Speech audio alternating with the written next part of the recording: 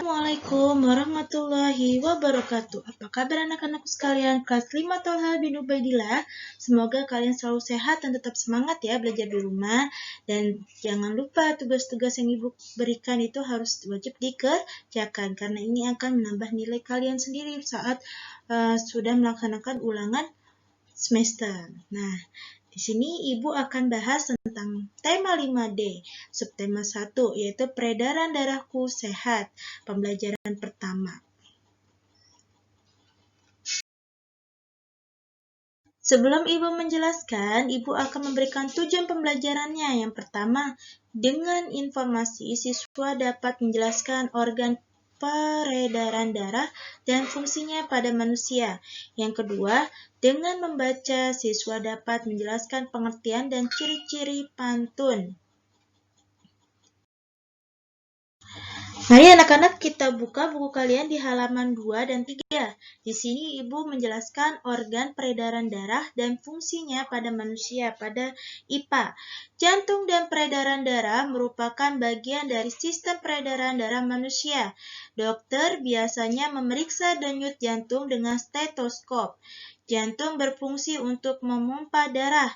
Darah ibaratkan sebagai alat transportasi dalam tubuh yang mengangkut oksigen dan sari-sari makanan. Oksigen dan sari-sari makanan berguna untuk menjalankan fungsi tubuh. Darah mengalir melalui pembuluh darah. Di halaman 3 ini perhatikan gambar sistem peredaran darah pada manusia. Nah, di sini ada jantung dan pembuluh darah. Nah, jantung ini memiliki beberapa peran penting. Nah, bagian-bagian penting ini yang bisa Ibu sebutkan yaitu aorta, yaitu arteri terbesar. Kemudian ada serambi kiri, berfungsi mengalirkan darah yang kaya akan oksigen atau O2 dari paru-paru ke bilik kiri. Kemudian ada katup, berfungsi menjaga aliran darah agar tetap searah. Kemudian ada bilik kiri, berfungsi memompa darah kaya oksigen atau O2 ke seluruh tubuh. Kemudian ada serambi kanan yang berfungsi mengalirkan darah yang kaya akan karbon dioksida atau CO2 ke bilik kanan. Kemudian ada bilik kanan berfungsi memompa darah yang kaya akan karbon dioksida atau CO2 ke paru-paru.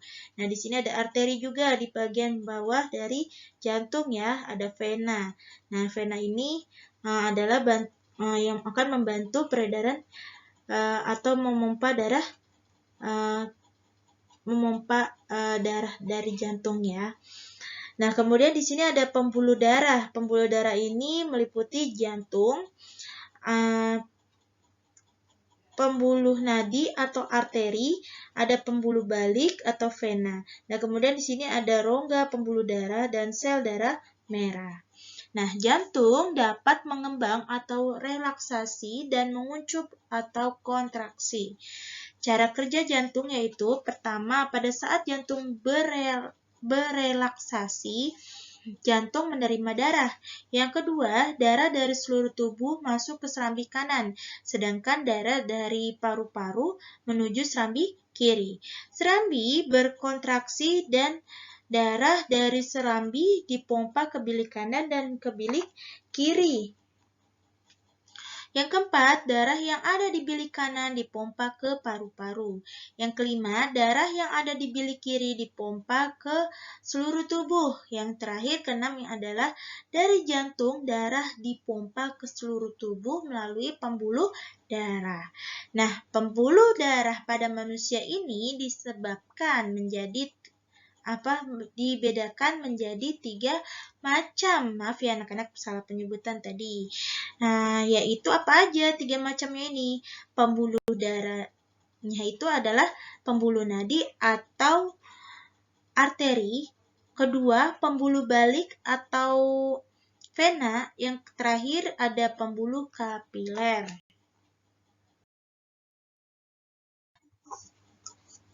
Nah, adapun perbedaan arteri, vena, dan kapiler adalah, nah bisa dilihat dari perbandingannya, dari fungsi, tekanan, diameter, lumen, dinding, lapisan dinding, dan kantul.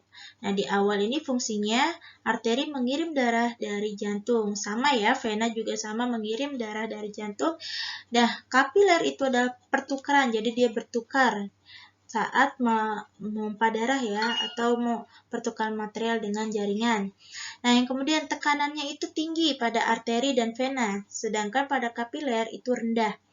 Diameter lumen itu sempit, vena luas, dan kapiler sangat sempit atau lebar satu sel, hanya lebar satu sel saja ya. Yang keempat, dinding tebal pada arteri, kemudian pada vena tipis. Nah, kapiler sangat tipis. Nah, pada lapisan dinding, arteri dan vena memiliki tunika yang sama. Tunikanya apa saja? Tunika adventia, tunika media, tunika intima. Nah, sedangkan pada kapiler hanya tunika intima saja. Nah, yang terakhir, yang keenam, kantup. Pada arteri tidak ada kantup. Pada vena ada kantup, dan pada kapiler tidak ada kantup. Baik, anak-anak, mari kita buka halaman 4 dan 5. Di sini ada bahasa Indonesia yang menjelaskan pengertian dan ciri-ciri pantun. Nah, pantun merupakan salah satu jenis karya sastra. Pantun adalah bentuk puisi Indonesia atau Melayu. Nah, ciri-ciri pantun adalah tiap baitnya biasanya terdiri atas beberapa baris. Nah, bersajak A, B, A, B.